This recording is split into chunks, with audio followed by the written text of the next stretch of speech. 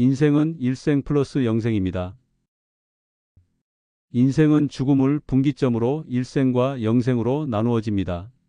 오늘도 열심히 사는 인생들에게 언젠가 죽음이라는 결말이 있습니다.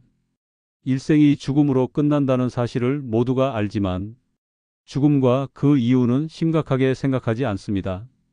그러나 인생은 지금 살고 있는 일생으로 끝나지 않고 영생이 있습니다. 그래서 인생은 일생 플러스 영생입니다. 최근 고소득 일자리가 있다는 말에 속아 캄보디아로 갔다가 지옥 같은 상황에 빠진 사람들이 많습니다. 국민소득이 한국의 13분의 1 정도인 나라에서 어떻게 한국보다 고소득을 기대할 수 있겠습니까? 천국이나 지옥의 영생은 이 세상의 일생과 비교되지 않고 확실합니다. 사람이 세상에 태어나 살아가는 것이 인생입니다. 인생의 한평생을 일생이라고 하는데 일생 다음에는 영생이 있습니다. 일생과 영생 모두 같은 사람의 인생이지만 그 차이는 엄청납니다. 일생은 말 그대로 한 번의 인생입니다. 세상에 태어나 죽을 때까지의 삶이 일생이고 일생 다음에 있는 영생은 말 그대로 영원한 인생입니다. 인생에 대하여 성경이 분명하게 말씀합니다. 한 번 죽는 것은 사람에게 정해진 것이요. 그 후에는 심판이 있으리니. 히브리서 9장 27절 말씀. 이 말씀의 주체는 하나님이십니다. 사람에게 한 번 죽는 것 일생을 정하고 그 후에 심판을 행하는 주체가 하나님이십니다. 하나님께서 정하신 대로 인생은 죽음으로 일생을 마치지만 그 후에는 심판과 영생이 있습니다. 한 번 죽는 것과 그 후에 심판 영생은 확정된 인생 스케줄입니다. 예수님의 재림 때 있을 부활을 설명한 고린도전서 15장에서도 일생이 전부가 아니라 부활과 영생이 있음을 강조합니다. 만일 그리스도 안에서 우리가 바라는 것이 다만 이 세상의 삶뿐이면 모든 사람 가운데 우리가 더욱 불쌍한 자이리라. 고린도전서 15장 19절 말씀. 장례식에 가면 명복 죽은 뒤 저승에서 받는 복을 빈다고 하는데 일생이 인생의 끝이 아님을 전제로 하는 인사입니다. 한때 고인의 명복을 빕니다 라는 말에 마침표를 찍어서는 안 된다는 논란이 있었습니다. 사람의 육신이 죽었지만 영혼은 끝이 아니라 더 좋은 곳으로 가기를 바라는 마음에서 끝을 의미하는 마침표를 사용하지 말아야 한다는 주장입니다. 국립국어원에서는 삼가 고인의 명복을 빕니다. 와 같은 문장에서도 끝에 온점 마침표를 찍는다고 밝혔습니다. 명복을 빈다는 말은 일생으로 끝이 아니기를 바라는 마음의 표현이지만 성경은 분명하게 선언합니다. 인생은 일생으로 끝나는 것이 아니라 영생이 있다고 강조합니다. 사람의 일생은 다양합니다. 국적과 인종, 태어난 시대, 남녀노소, 빈부귀천, 생활환경과 하는 일, 신체나 성격이 모두 다릅니다. 조선시대 왕들의 평균 수명이 47세로 백성들의 평균 수명은 40세가 못 되었을 것입니다. 100년 전인 1926년 조선인의 평균 수명을 최초로 조사했는데 33.7세였습니다. 그것은 유럽도 비슷한데 영유아들의 사망률이 높았고 식량 부족, 열악한 위생과 의료기술, 전염병과 전쟁 등의 영향 때문이었습니다. 지금은 이전 시대 사람들보다 2배가량 길게 삽니다. 일생은 참으로 소중합니다. 세상에 태어난 모든 인생에게 오직 한 번의 생이기 때문입니다. 성경은 목숨이 천하보다 귀하다고 강조합니다. 사람이 만일 온 천하를 얻고도 제 목숨을 잃으면 무엇이 유익하리요? 사람이 무엇을 주고 제 목숨과 바꾸겠느냐? 마태복음 16장 26절 말씀. 온 천하의 어떤 것과도 바꿀 수 없는 것이 목숨, 즉 일생입니다.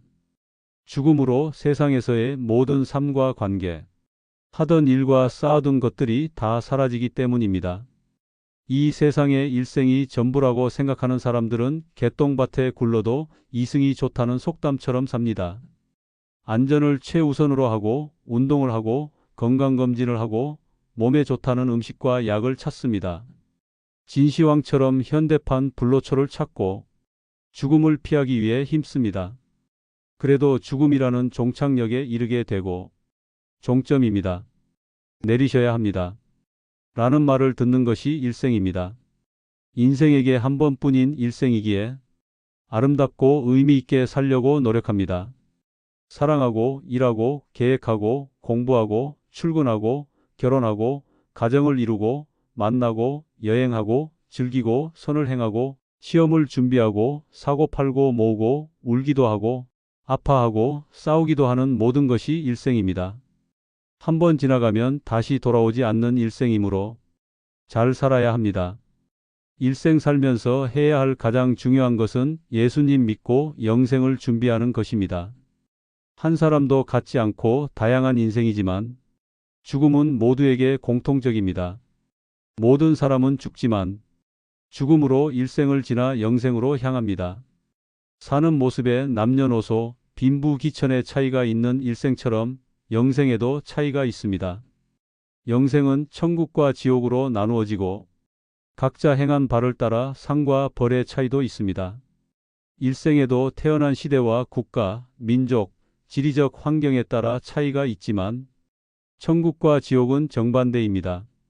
천국을 설명하는 단어는 생명, 영광, 기쁨, 평안, 사랑, 빛, 거룩, 찬양, 안식, 완전함, 아름다움, 행복, 웃음, 새 하늘과 새 땅, 생명수강, 생명나무, 황금길, 진주문, 잔치, 천사 등입니다.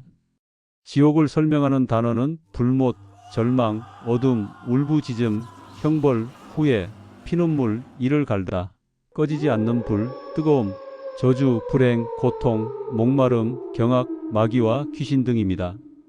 그리고 이런 상태, 이런 것들이 영원히 지속됩니다. 일생은 끝이 있기에 일생이지만 영생은 말 그대로 영원하며 끝이 없습니다. 그래서 이런 공식이 성립합니다. 일생은 나의 선택과 무관하지만 영생은 내가 선택할 수 있습니다. 세상에 태어날 때는 시대와 생일, 민족과 국가, 부모와 가문을 선택하지 못하지만 영생을 어디에서 보낼지는 내가 선택할 수 있습니다.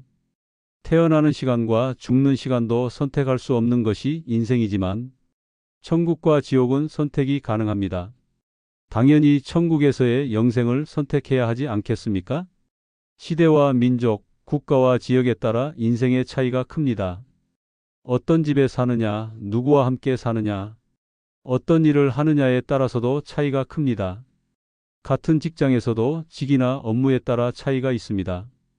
세상에서의 차이를 상대적이라고 한다면 천국과 지옥의 차이는 절대적입니다. 세상에서의 차이는 노력이나 상황에 따라 변하기도 하지만 천국과 지옥은 불변입니다. 가장 중요한 것은 세상이 일시적인 반면에 천국과 지옥의 차이는 영원합니다. 그때의 임금이 그 오른편에 있는 자들에게 이르시되 내 아버지께 복받을 자들이여 나와 창세로부터 너희를 위하여 예비된 나라를 상속받으라. 또 왼편에 있는 자들에게 이르시되 저주를 받은 자들아 나를 떠나 마귀와 그 사자들을 위하여 예비된 영원한 불에 들어가라. 마태복음 25장 34절, 41절 말씀. 지옥은 아무리 힘써도 벗어날 수 없고 영원히 그 속에 있어야 합니다. 성경은 일생과 비교할 수 없는 영생이 있다는 것을 강조하면서 특히 지옥은 들어가지 말아야 한다고 경고합니다. 만일 내 손이나 발이 너를 범죄하게 하거든 찍어버리라. 장애인으로 영생에 들어가는 것이 두 손이나 두 발을 가지고 지옥 곧 꺼지지 않는 불에 들어가는 것보다 나으니라. 거기에서는 구더기도 죽지 않고 불도 꺼지지 아니하느니라. 마가복음 9장 43절부터 48절 말씀.